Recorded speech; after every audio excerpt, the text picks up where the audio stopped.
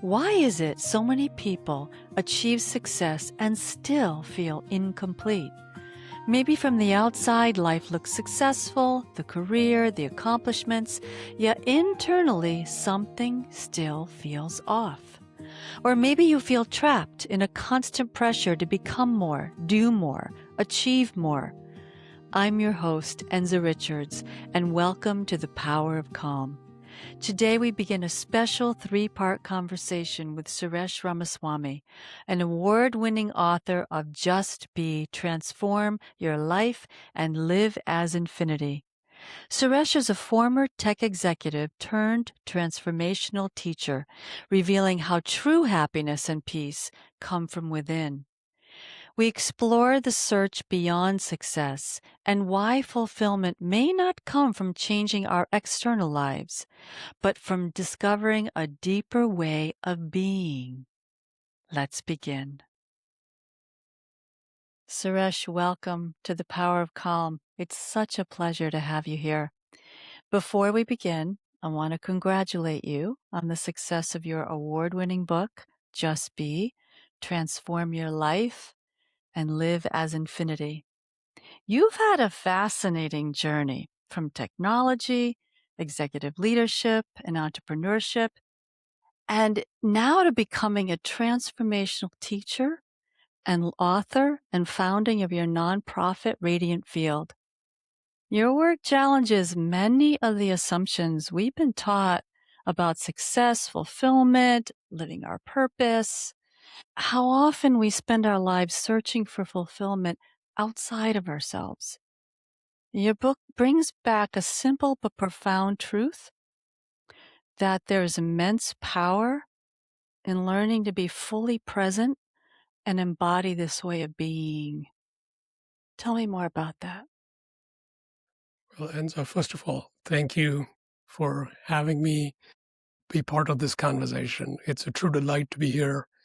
And I love the power of calm. You can feel, you just feel into that. And also how you described it. It's absolutely beautiful. So thank you. And I'm delighted to be here with all the viewers tuning in and happy to share my experience and my perspective and certainly the insights from my book, Just Be. You know, it's hilarious for me to think about this looking back more than a couple of decades back when I studied in graduate school, VLSI design, which was microchip design and artificial intelligence. And interestingly, now these things have taken on a whole new momentum. We all have now heard about NVIDIA. You know, a company like that you would never have heard of like an ordinary person. But now NVIDIA is in the news. It's one of the most valuable companies out there. And I'm delighted with all this technology, which has, really caught on in a big way. Yeah. So that's just one of the reflections. So it's been a very interesting journey, and we can certainly delve into areas and focus on what might be of interest. But you're absolutely right.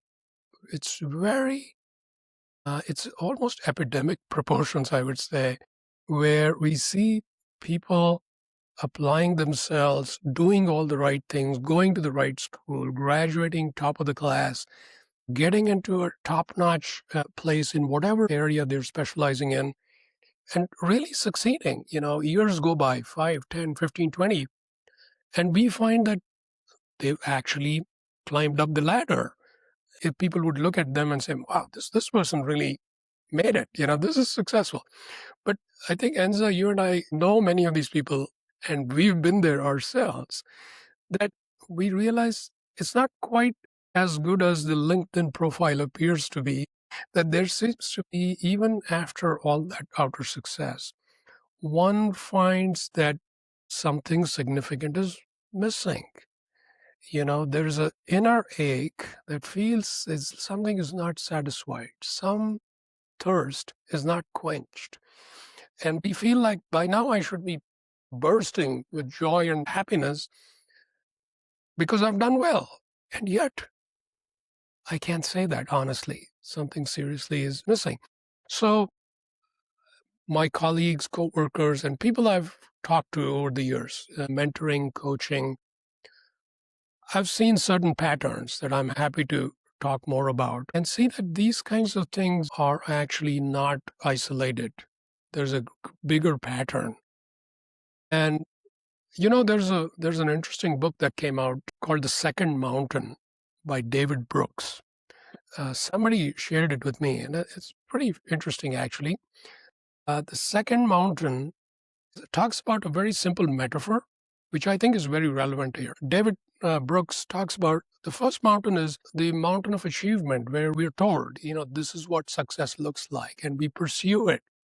And we work hard, we climb, and one day we find ourselves at the pinnacle of that mountain. And we look around and we're expecting to feel this incredibly good feeling. But in fact, we look around and feel kind of empty. Something is not right. Something is not complete. What's wrong with me?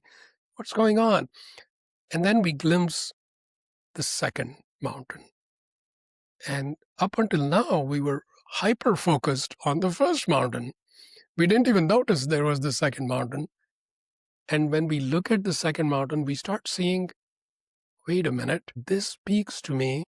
It speaks to who I truly am, my passions, what I truly care about, and the kind of contribution I want to make. That's the mountain I should be climbing. And so with humility, we have to now start climbing the second mountain. But this time we recognize this is true fulfillment, and we can feel it every step of the way. Yeah. What I found when also like you being in this achievement mill of trying to get to the top or trying to get more and more and more, not only about money, feeling as though you've achieved. And we've seen this with colleagues and with ourselves, get to a point where you say, well, wait, is this what it's supposed to feel like? I thought it was going to feel like something else. I thought I was going to feel fulfilled. And so, to your point, I think that's what you're saying, right? Is that people now start to look for, well, wait, there's got to be something more. Absolutely. And the good news is all that achievement and everything actually is not a bad thing. All that outer success, it's nothing to be looked down upon. It's actually Absolutely. quite fantastic.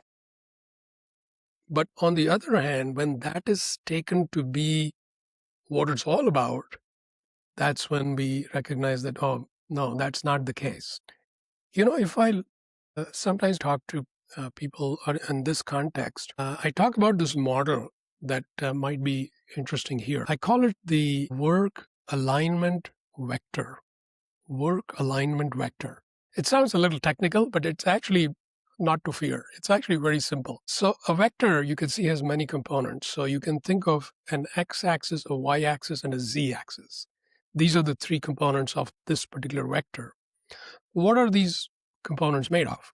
The x-axis is finance. So we typically think of, work, money, livelihood as something which is going to support me materially. It's going to support me. And does it do that, right? We can assess a given opportunity, a given position as, is this going to support me materially? Is the compensation fair, equitable? Does it feel right? And that's one dimension. And I think for a lot of people, that's an important piece of the puzzle. The second axis, the y-axis, is fulfillment. So another word starting with F. So there's finance, there's fulfillment. And fulfillment is very significant because it talks about, do I feel nourished inside as I pursue this opportunity, this job, this particular engagement?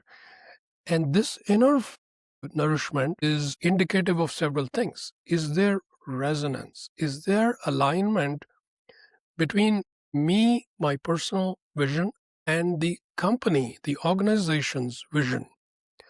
This alignment is very important. Sometimes we just casually look at a company vision and we don't think about it.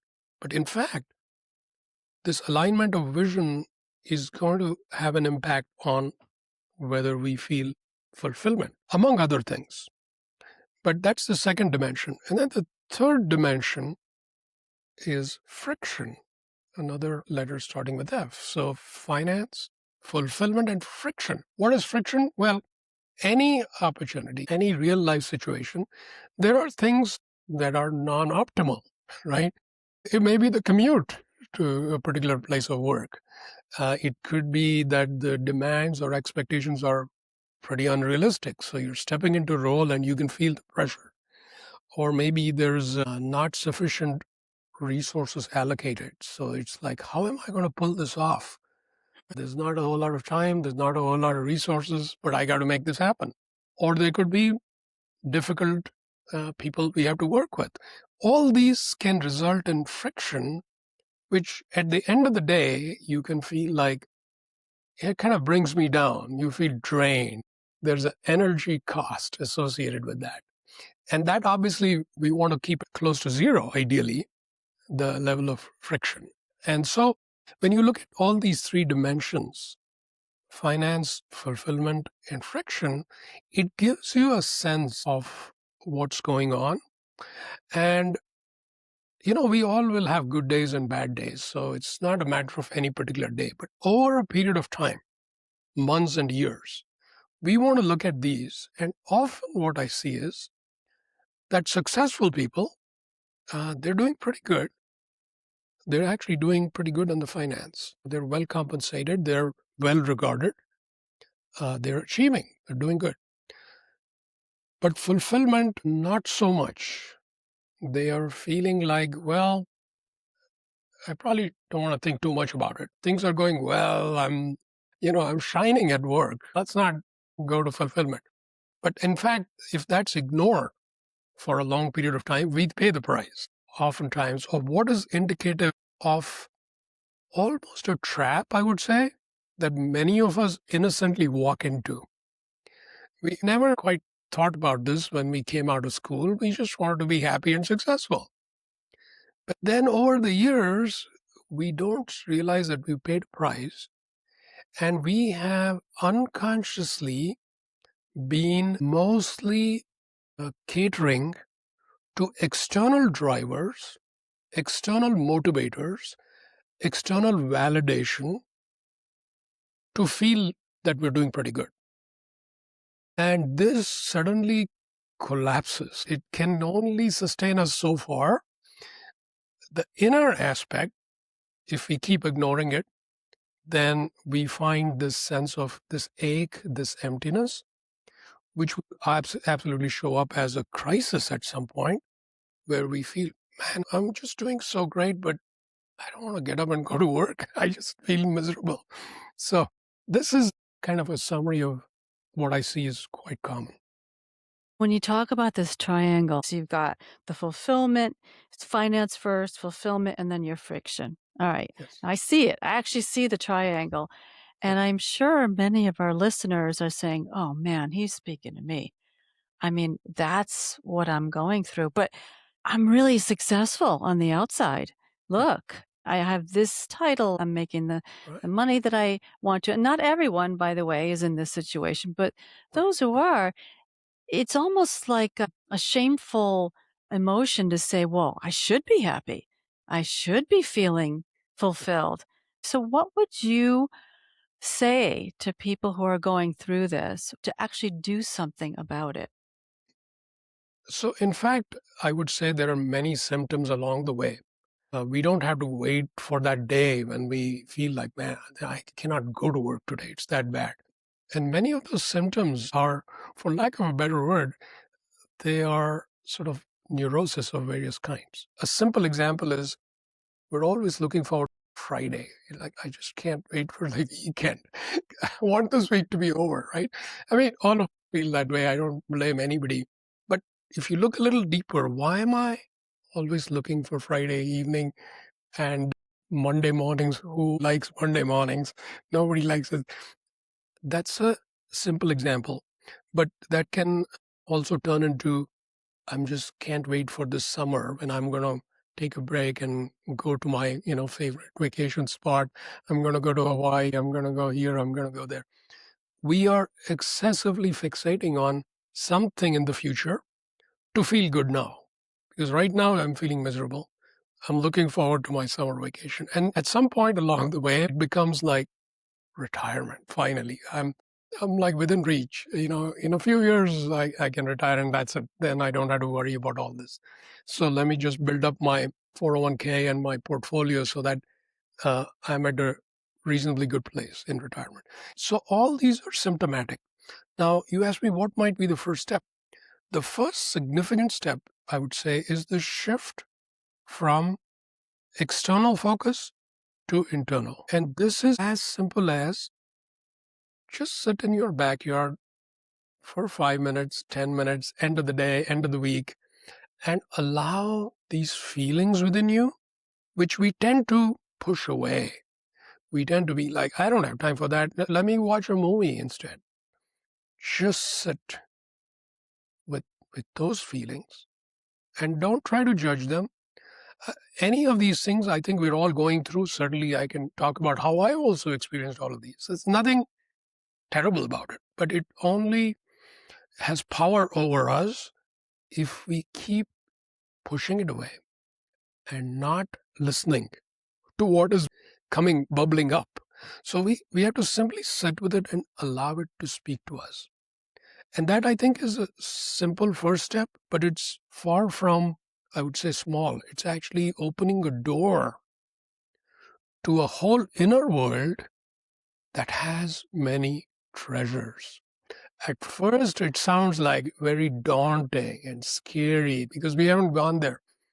But if we keep going there, we keep moving through this cloud of uncertainty. Initially, there's a lot of boredom. It feels like it's not exciting. I want to do something exciting. I want to go skydiving. Sure, you can do skydiving, but there comes a point when you have to confront that boredom and what feels like very uncertain and scary.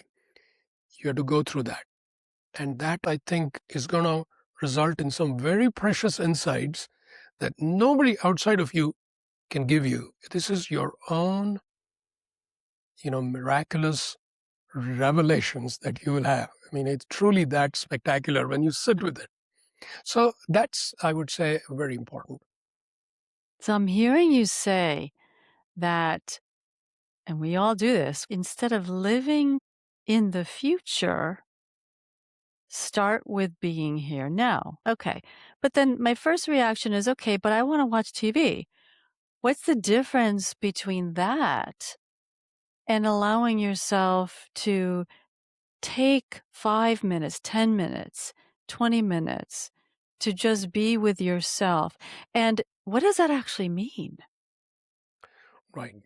Yeah. A lot of what I'm about to say is really experiential. One has to actually uh, set aside some time and energy to explore this. So I'm really inviting people to explore this and not just believe what I'm saying. But there is, we call ourselves human beings, right? And we don't even think much about it really. But if you look closely at these two words, human and being, this being thing, we don't think a lot about that. It's like, I know what it means to be a human. What is this being thing? I never think about it. Turns out it is the most fundamental aspect to our existence. And that's partly my answer to your question, which is what is different when you sit with yourself? You really reacquaint yourself with who you truly are. And that is what beingness is all about. It's almost like if you think of all these experiences we have, if you strip away all of that, what is there at the very bottom of all of that? What is that thing?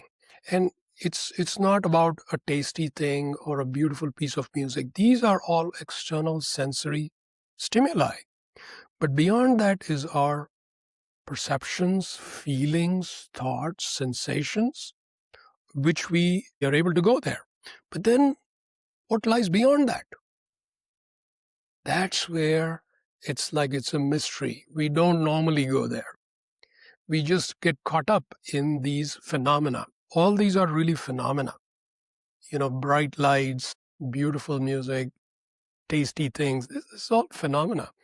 And the thing about phenomena, which is very obvious, is it's coming and going, coming and going, coming in. Even the tastiest cake or donut or pizza you have, you will end up, finishing that. It's over. Now it's over. So if you look at what lies below all this, there's beingness. This beingness, it doesn't come and go. It's always there.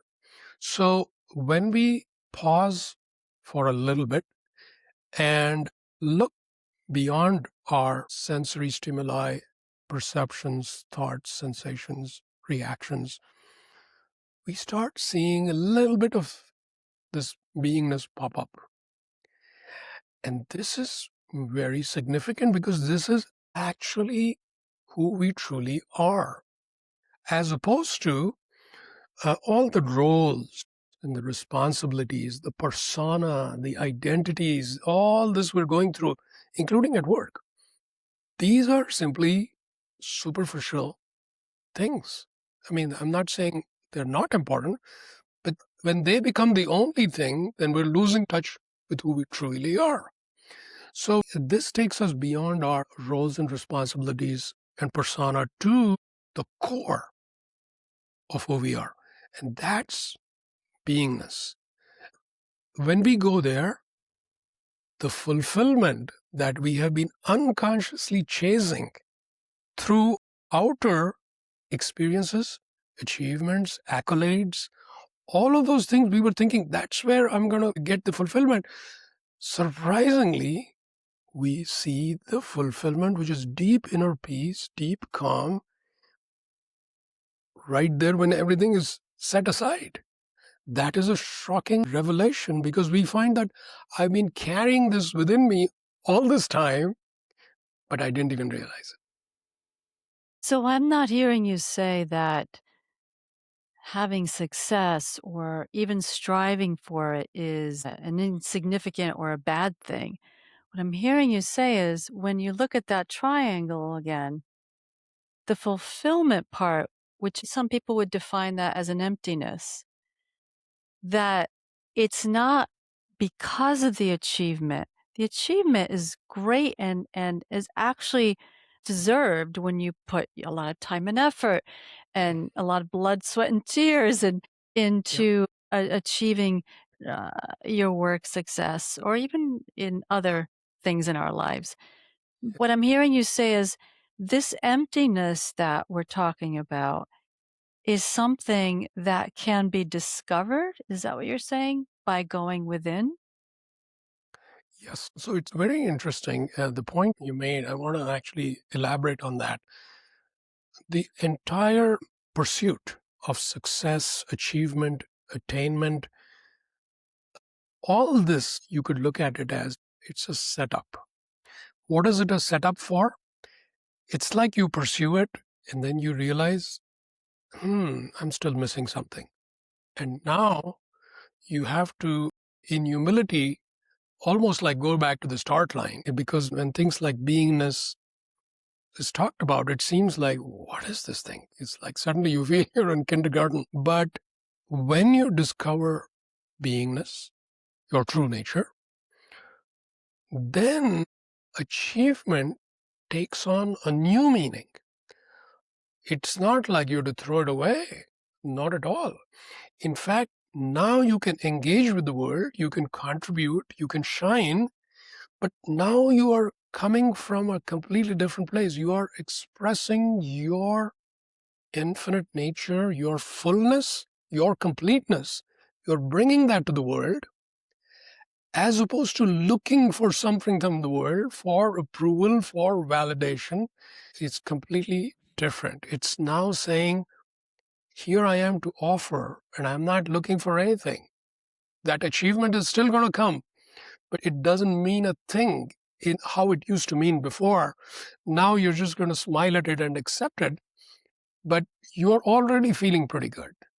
You're already feeling really good. So to me, it becomes, that's when the journey is actually complete. So there's the first kind of achievement, which feels not that great.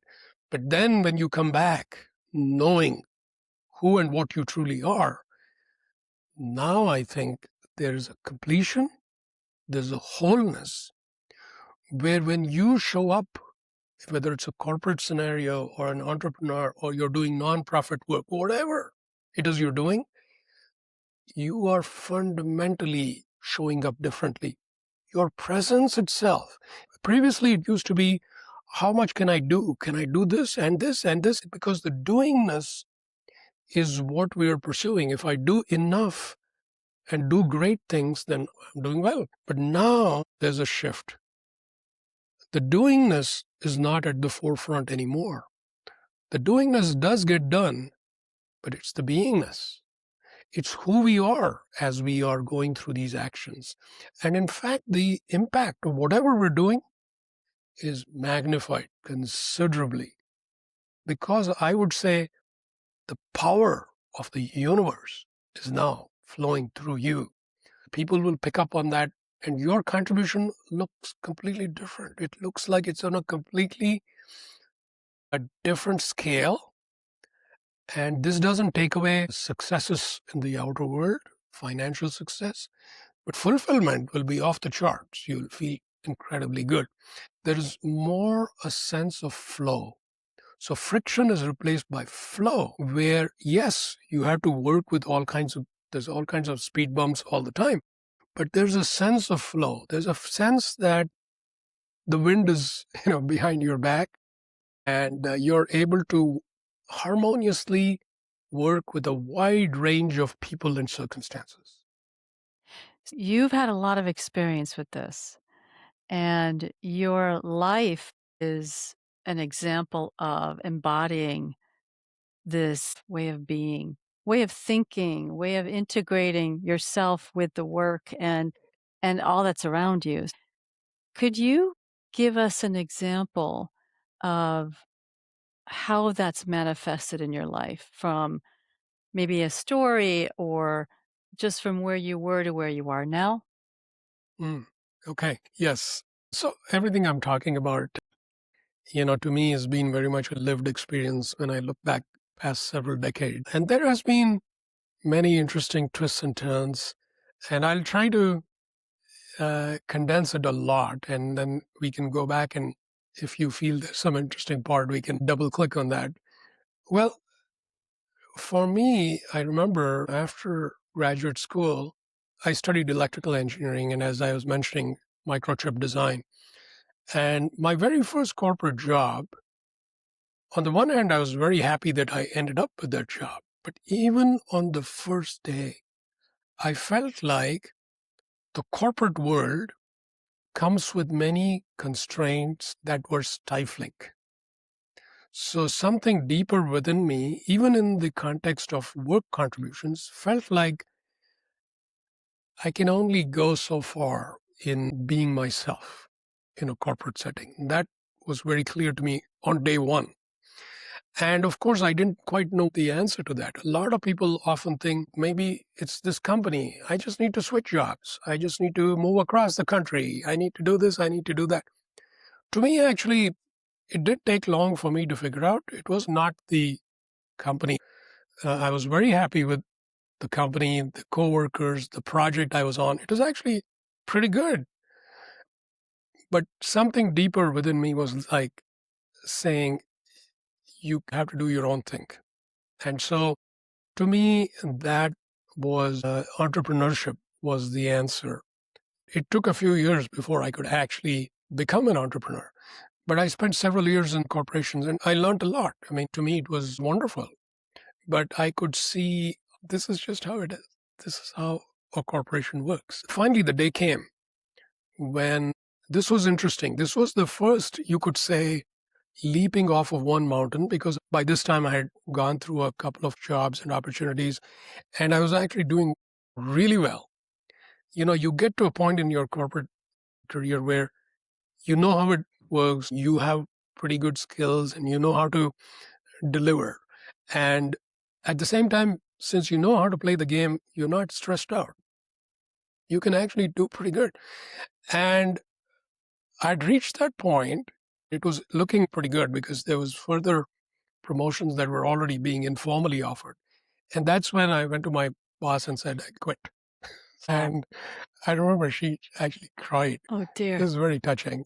And I mean, I was very fortunate. I had very, very good team I was part of. But there was this idea bubbling up within me, which was, I have to build this thing. And it was basically quitting my job, starting a software company in the garage. So what do you need for a software company? You just need a powerful computer and you need an internet connection. And of course, you need your ideas. So I quit everything and started a company. Right away, I was coding and building this thing.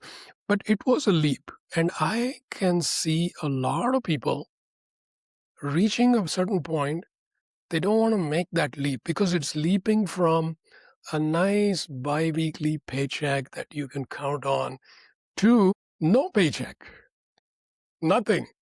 There's no boss, there's no plans, no budget. You could do anything you want. Strangely enough, to me, that felt very exciting and it really spoke to me. Like I can literally do anything I want and I am in charge of my destiny. I could shape it. I truly felt that. Uh, so I'm not suggesting that this is exactly the trajectory for every person, that everybody should become an entrepreneur. But since we're talking about my journey, to me, that was a big leap because at some point, what else happens is from a personal growth point of view, which to me has always been very important for myself. I found that the corporate world can become too comfortable. I found that certain kinds of fears and limiting ideas I had, I could kind of hide in a corporate world and not face these things. Whereas the day I start my own company, I have to deal with all the stuff, the external challenges and my own internal challenges, which there were so many, like all kinds of fears. How do you present an idea? How do you sell something? How do you do all these things? It's pretty daunting.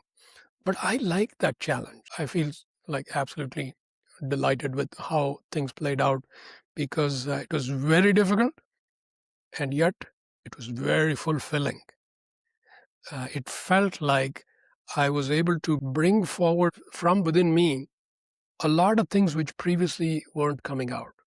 So all kinds of capabilities, skills with people, with technology were unleashed. And I'm not saying it was easy, but it was one of the positive things. What would you say are some of the things that you did to integrate your idea of being in the moment or being more present and making that leap and bypassing the fear? Is that all related? How does that integrate? For someone that's listening that says, "Oh, well, there's no way I can do that. I can't even think about that." What gets you to the point where you consider what fulfillment is, even in a current role? How do you integrate? Yeah. Right. So limiting ideas, limiting beliefs, and fears, these had to be confronted. So first step is becoming aware of them and acknowledging them. That's a big first step. For example, fear of public speaking. I would dread speaking, even if it's a group of 5 people. That to me is like, oh, this is too much. So what did I do? I put myself in a position. So alongside my day job, I took up a teaching position, which really actually just fell in my lap. I would teach in the evenings, programming at the nearby university. And that meant in front of 40, 50 people, I was again and again teaching programming, which is a lot of public speaking and interaction. And it was far from pleasant the first few weeks, few months. But when you do it again and again and again and again, and you just try to show up, then something happens. One fine day, you're like, you just can't even think of being fearful. And the key is you create a container, you create space within you where the fear can sort of move and eventually dissipate. So the fear can only be around if it lurks in a corner and is kind of calcified and frozen. It lurks and hides and is sort of stuck there. In this creating space, I would say inner practices are very significant. Just sitting quietly and doing nothing. You don't have to feel like I have to go on a meditation retreat for a month. No, just sit for 10 minutes and don't do anything. You create space. This space actually leads to all the things I talked about, beingness, for example. Back then, if you asked me, I wouldn't even have used the word beingness, but it's fine. This space leads to beingness, which is inner space. It's not physical space, it's inner space. Fears have a chance to show up. They can do their dance and they will scare you. That's what fears do. You look at it and go, oh man, this is scary. Yeah, it is scary. But you are present. You're still there. You're still there. So to me, it's not, I wouldn't say it's bypassing the fear. You're actually confronting the fear. You're saying, here I am. Let's take a look. When you give the fear enough space, it does its little dance and dissipates. Turns out it was just energy that was unprocessed from who knows when. Once it is acknowledged and there's awareness, then it is dealt with and it's gone. It's literally like it never was there. And it in fact flips. I mean, now I actually enjoy being with bigger and bigger crowds. It's just the opposite. It actually energizes me and delights me. The very same thing which would have petrified me is now like, wow, this is so much fun. So that's one example of a fear. It was a big deal for me, public speaking.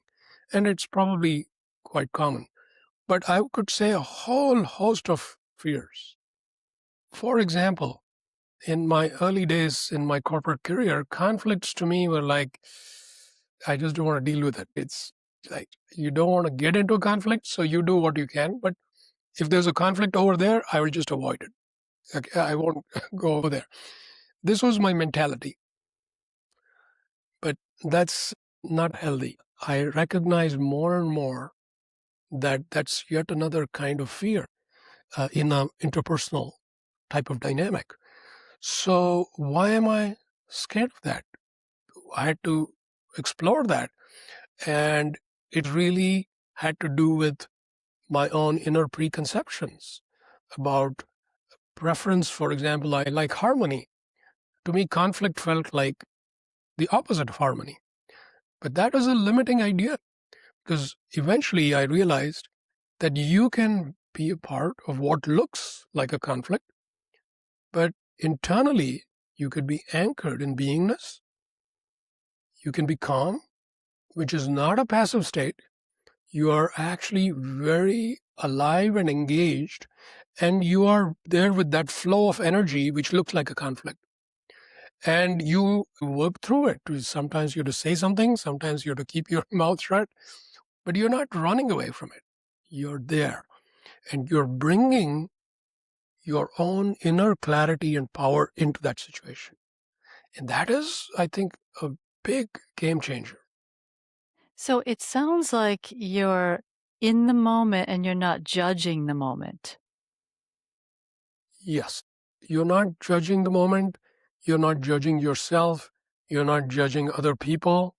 That gives you a degree of lightness, and things are not sticking as much. When things are not sticking to you, you're able to flow much more.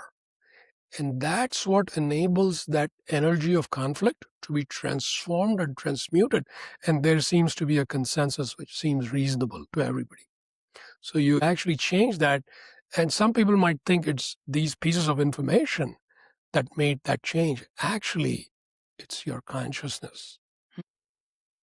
And so this beingness is very much related to the power of consciousness and the level of consciousness that we bring to the table. You know, sometimes we have I think, overemphasis on everything is a skill. Like we think, oh, if I can just learn this, if I can get skillful at this, I can take a conflict management course. I can take a leadership course. I learn that skill and I come back to work and I'm great at it. I personally don't think that goes deep enough. You can certainly pick up some good tips. The deeper stuff comes when you have transformed your own consciousness from something that is fragmented to something that is whole. That's when you are able to show up at work in any kind of situation and you harmonize and unite just by presence. That is unifying, then things are very different. That organization is literally uplifted to a whole nother level. So, what I'm hearing you say, if I can say it back to you, is this integration begins with allowing yourself, actually taking the time Mhm. to be with yourself and to be present, non judging, noticing.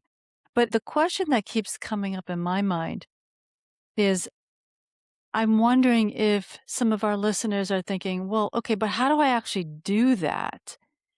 And is it the practice is doing it over and over and over and over? And even while you're in the moment, let's say, whatever activity you're involved in, can you talk a little bit more about that in terms of integration? Yeah. So, what you hinted at is very true. You have to bring your awareness, your presence, your consciousness, your beingness into the current moment. And at first, it might be like I need to remind myself to do it. But eventually, that language falls apart. First of all, this is not in time. So to me, I don't even think of the power of now or anything like that. There is no now. There is simply this. Time is appearing in this. It's not like you're showing up in time and there's a clock ticking somewhere. That's an old paradigm. Even quantum mechanics has proven that there's no absolute notion of time. Time is actually just a projection from a higher dimension. But let's not go there. The simple thing is you show up fully and there's not a doing. We think it has to be a doing. I'll be not totally unreasonable.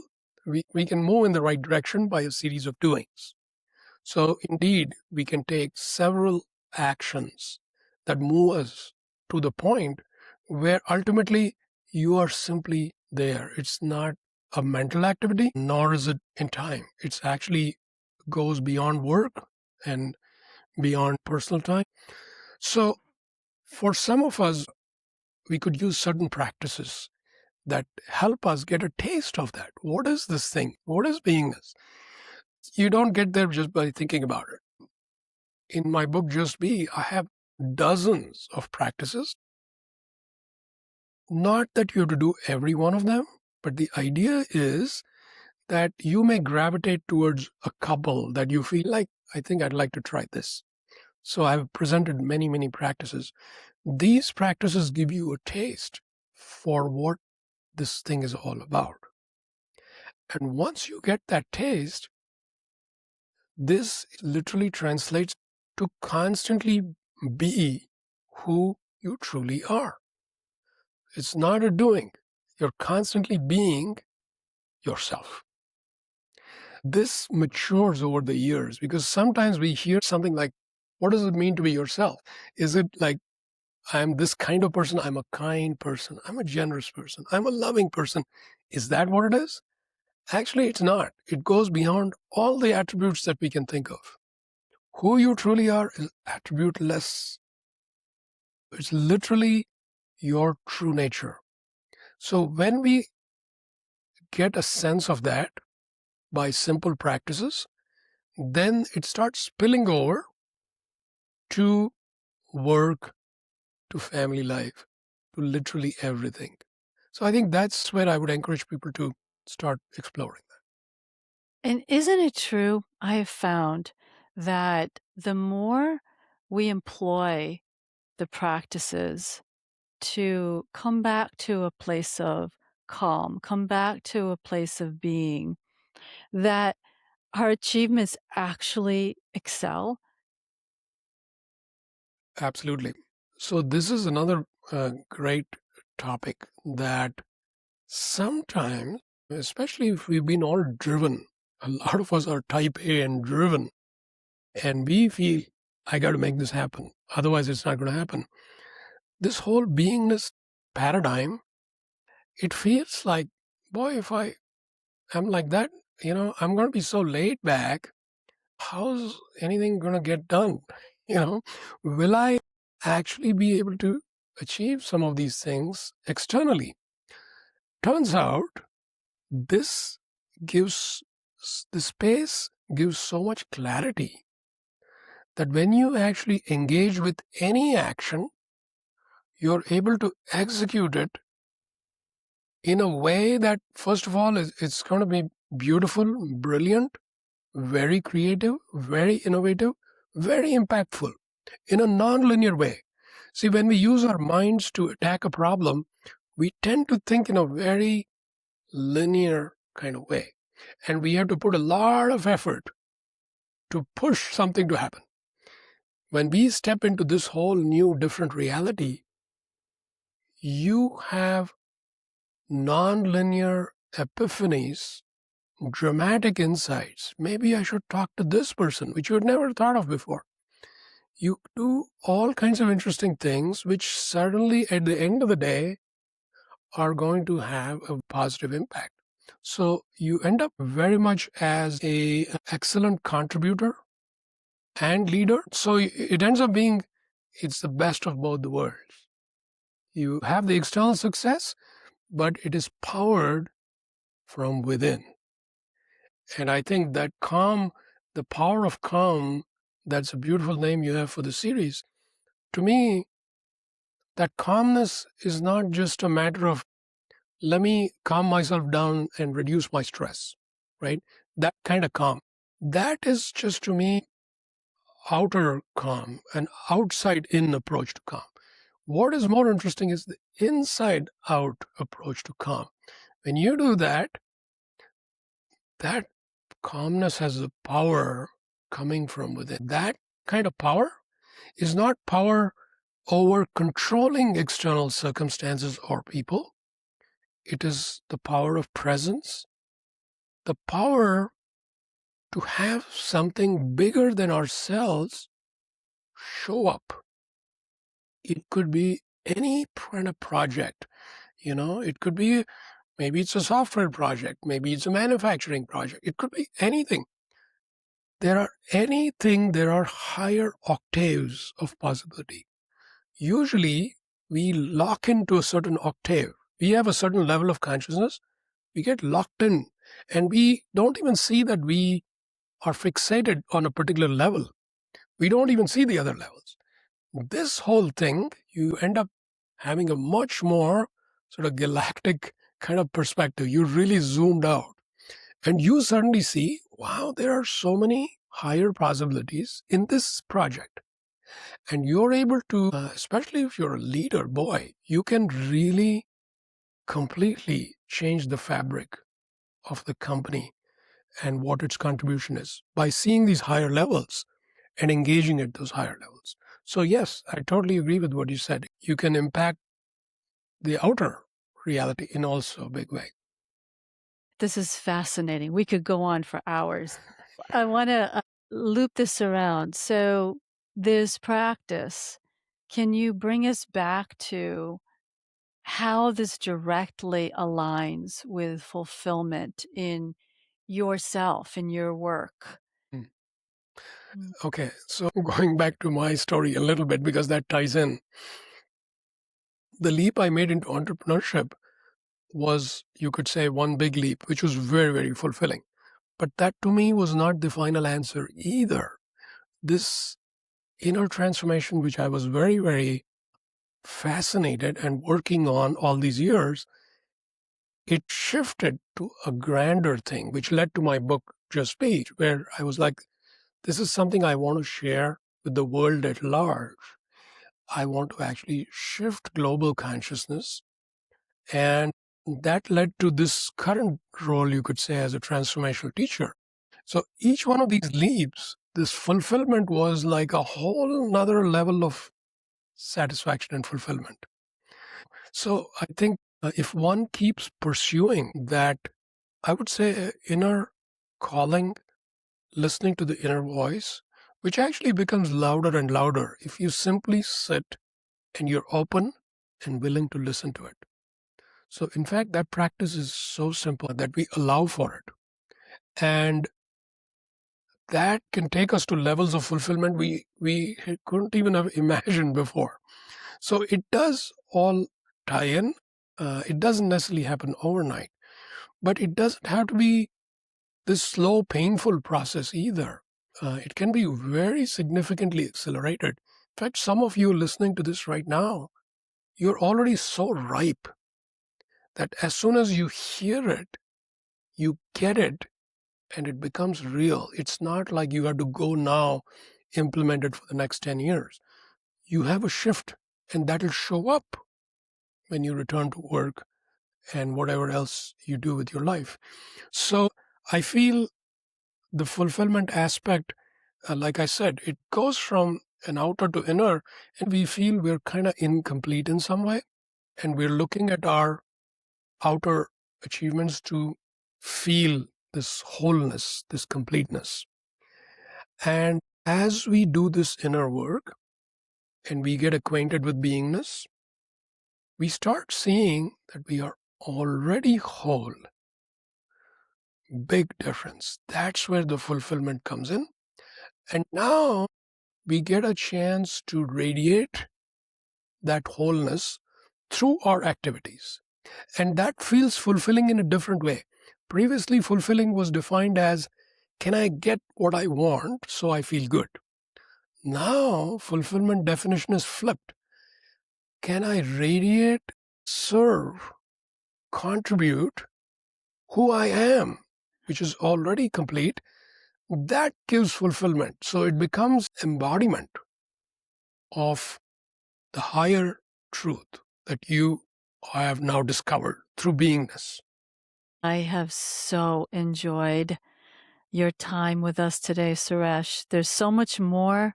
This is the first part of the series, part 1, and I'm so looking forward to continuing our discussions. And your book looks like this, Just Be. It can be ordered on Amazon. And Suresh can be found at sureshramaswamy.org or radiantfield.org. Suresh, so grateful to you today. Is there anything that you want to end with today for us? Well, first of all, thank you. We've touched on so much, and your questions have been so insightful, and this exploration has been fantastic. So I thank everybody listening in for your attention. I feel this is like a treasure waiting to be discovered, and I hope you feel that within you, that here's something that can dramatically shift the quality of my life, and the amount of joy and fulfillment that awaits you is incredible. My good wishes on that journey, and I look forward to our next session when we come back and talk some more about this. Thank you, Suresh. Thank you for listening to The Power of Calm. Your presence here matters. If you felt a shift today, imagine what we'll uncover next. Be sure to follow or subscribe so you never miss an episode. For more inspiration and to connect with me, visit envisionwithenza.com. Until next time, may you find clarity to see what matters, the confidence to trust yourself, and the calm to move forward with purpose.